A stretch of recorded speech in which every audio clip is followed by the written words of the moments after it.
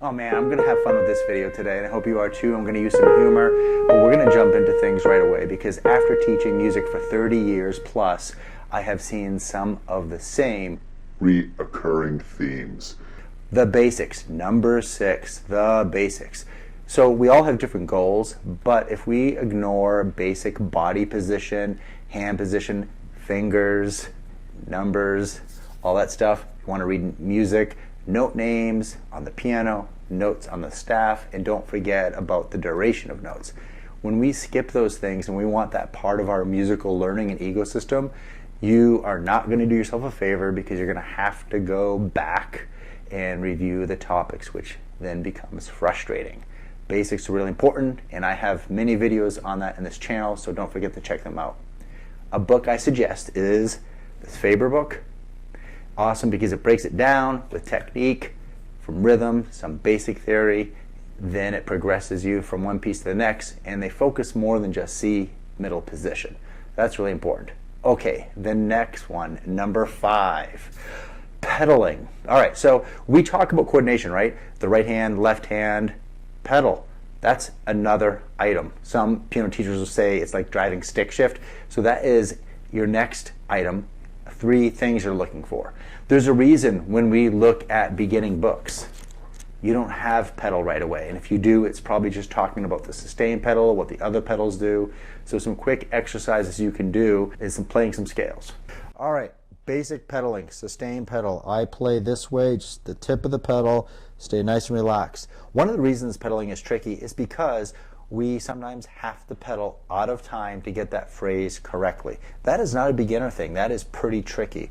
Fun exercise you can do is let's play the C major scale and just listen to the notes, pedal down, floor it.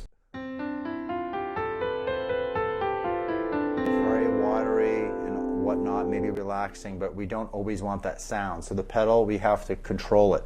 So now try playing the C scale. We'll go slower and just pedal on the downbeats like this. 1 and 2 and 3 and 4. Coordination. What's that note? All right, number 4, piano synesthesia. Don't hate me on this. If it gets you playing, if you're motivated to play a little bit and you got through your very first song, that is great. I'm coming from a perspective where I've had many adult learners get into that, and then after so much time, sometimes like... Hey guys, so sorry to interrupt. If you're getting value out of this video, please hit the thumbs up button so it reaches other awesome people like you. Back to the lesson. 2, 3 years, they didn't learn anything.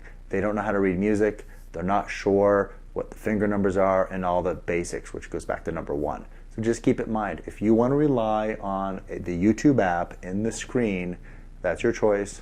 But if you want to end up maybe printing out some music or play in a church or what have you, people aren't going to hand out tablets and say, here's the piano synesthesia, we want you to play with us today. So you want to think long term. Hopefully that helps.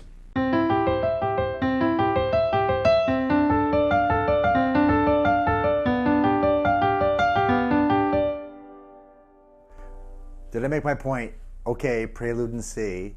Because the piece has 16ths in it doesn't mean you should butcher it. That's right. So we should slow it down.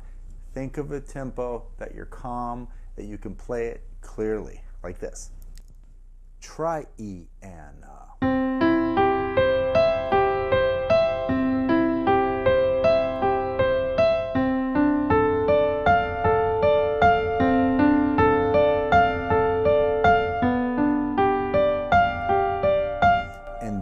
get comfortable the next day, maybe a little faster. Try E and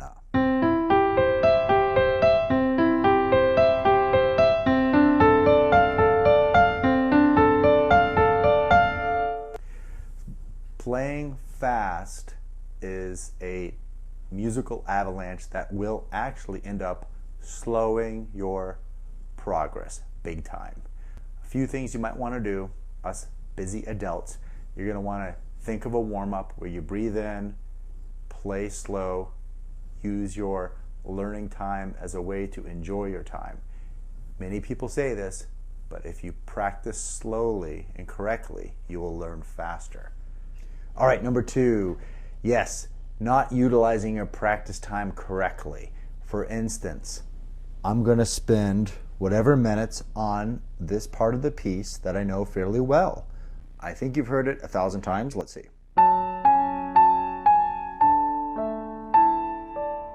It sounds beautiful. I'm totally into that. It's really good to relax your mind, review it.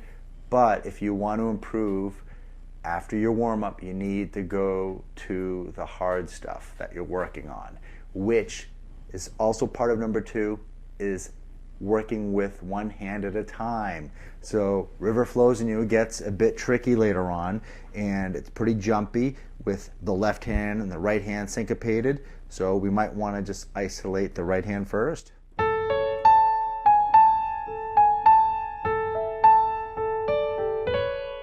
And take things out. If that grace note there is tricky, take that out for a bit, and then work on the left hand.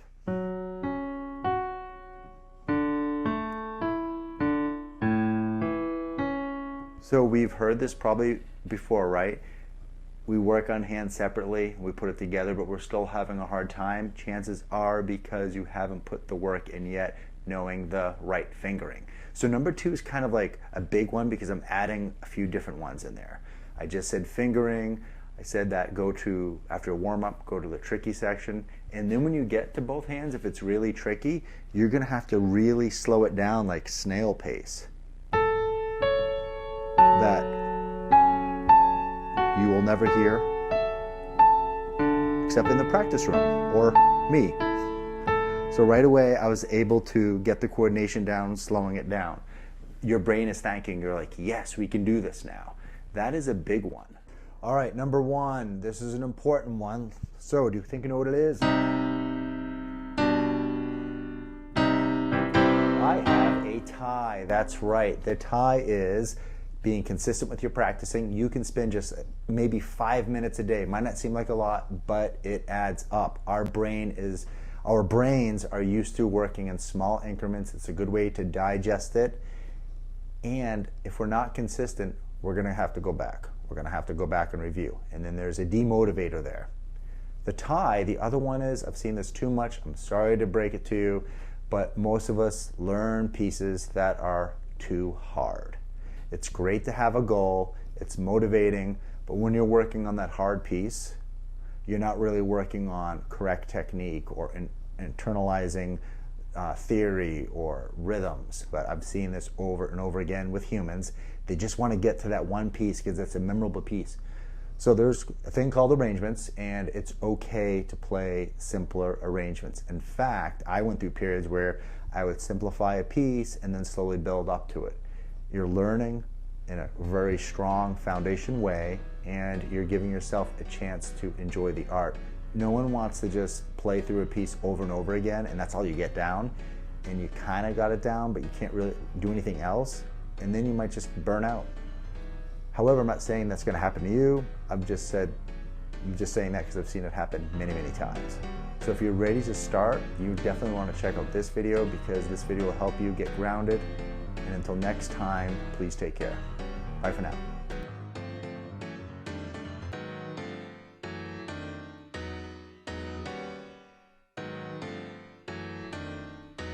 Number 4, piano synesthesia. Piano synesthesia, I can say that. What have you. Piano synesthesia, I can't say the word. Piano synesthesia, you're depending on that YouTube app